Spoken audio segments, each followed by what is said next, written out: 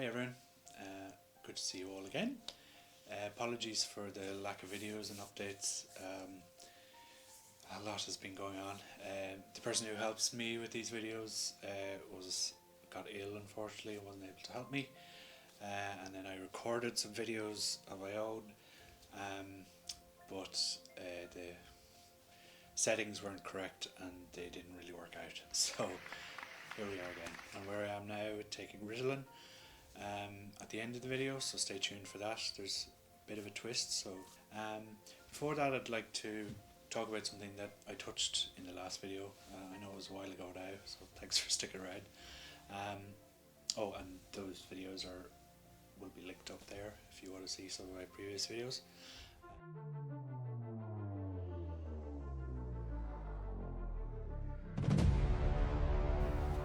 But it's how do you work in a normal environment with ADHD, and what could be done differently in workplaces. Firstly, in my experience, schools and workplaces are not set up to accommodate neurodivergent people.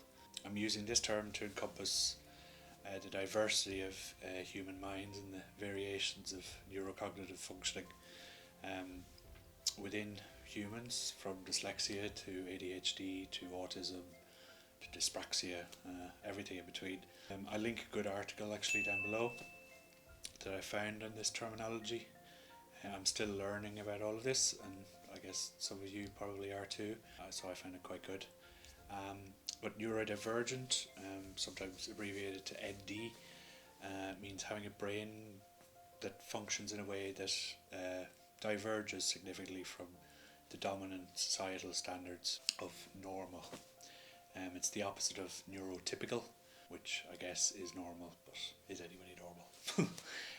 And neurotypical is sometimes abbreviated to NT. So that's my dictionary corner.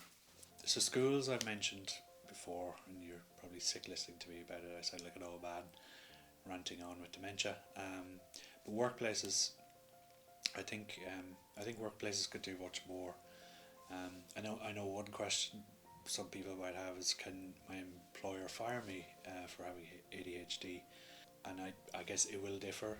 Again, I'm not a legal expert, nor am I a psychiatrist, so please get diagnosed properly, please. But yeah, I'm not a legal expert, but and it will differ all across the world. In Ireland, no.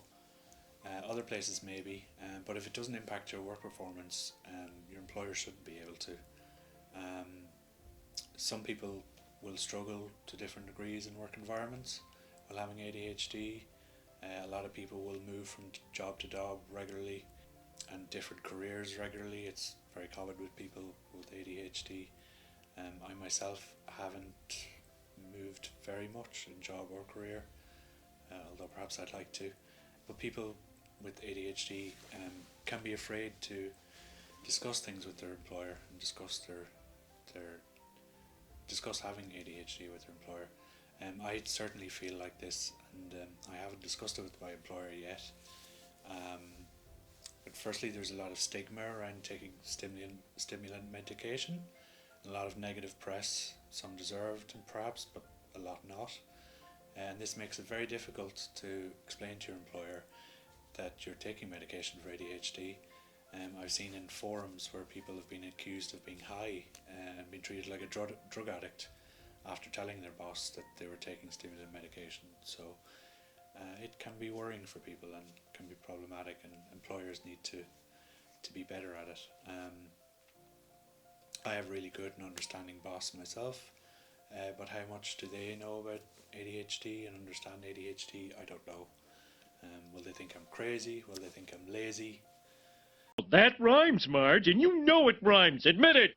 There really isn't enough awareness of this disorder out there, at least in Ireland. I can't speak for the whole world.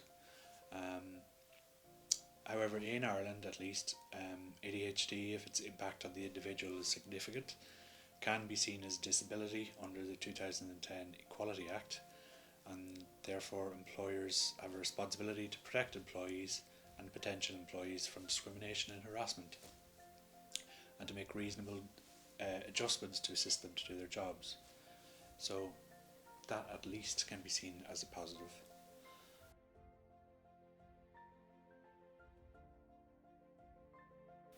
So ADHD though isn't all negative, and employers should be cognizant of that as well. People with ADHD have many strengths that neurotypical people may not have, which including the ability to hyperfocus on things they're interested in, um, willingness to take risks where other people might not. That can be a good thing and a bad thing, of course. They can be spontaneous and flexible, good in a crisis, be creative, think outside the box, can be really useful for organizations in certain areas. They can have good energy, can be optimistic, and are motivated by short-term deadlines, kind of working in sprints rather than long marathons. Can have an eye for detail as well. So I think employers should recognise that. So yeah, let's talk about some of the five things workplaces could do to be more accommodating to neurodivergent individuals. One, they could restrict meetings at unsociable times. I know I personally have more difficulty concentrating early in the morning or late evening. Sometimes it's unavoidable in my job, and that's okay, but employers should reduce meetings at unsociable hours as much as possible. Should keep meetings as short and to the point as possible, and allow employees to record any non-sensitive meetings. CIA, if you're watching, you're exempt from this. Number 3, you should keep menial or repetitive tasks to a minimum. I think this should be general advice for companies personally, because I've had a lot of jobs where this has been a problem, and nobody wants to do boring, monotonous, repetitive tasks all day. You should mix things up for your employees. It can be really miserable, and people need diversity in their working days. The 4th thing employers could do is allow flexi time or working at home part-time. Kind of reports and detailed work might be easier to complete while uninterrupted at home. And ADHD people, they might not show up at 9 a.m. on the dot, but they could be hyper focused later on in the day when everybody is gone home. So you should allow for that where it's possible for the job, of course. The 5th thing employers could do is provide quiet, less distracting work environments. I've had some experience with this myself.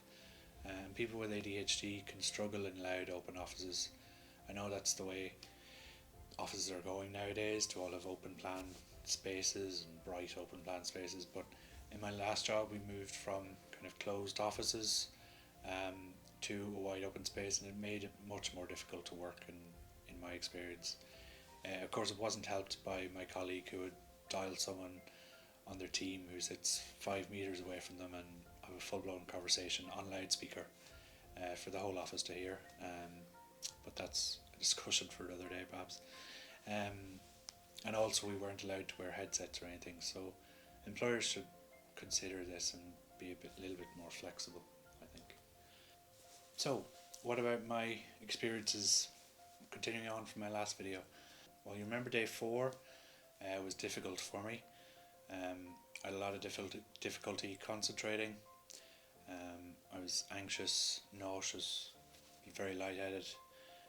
Thankfully I felt much better at day 5 and into the weekend, but the lightheadedness continued and kind of felt worse, and I didn't want to continue with that. That was just too much of a side effect for me, so I stopped taking Ritalin on day 7.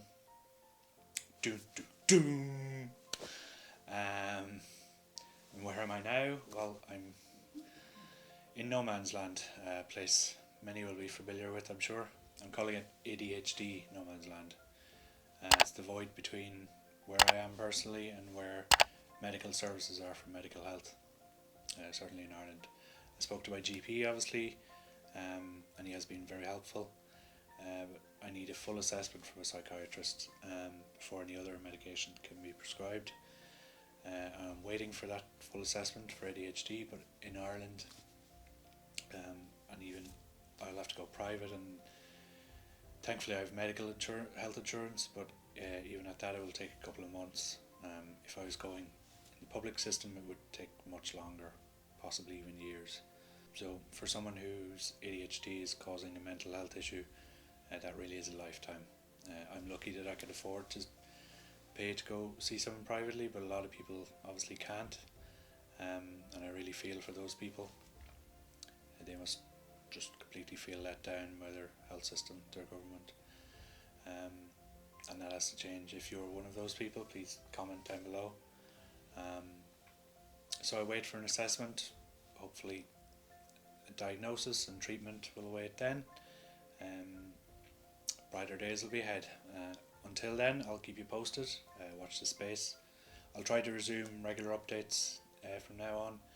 It won't be daily, I think that was too ambitious in the beginning, but at least weekly. So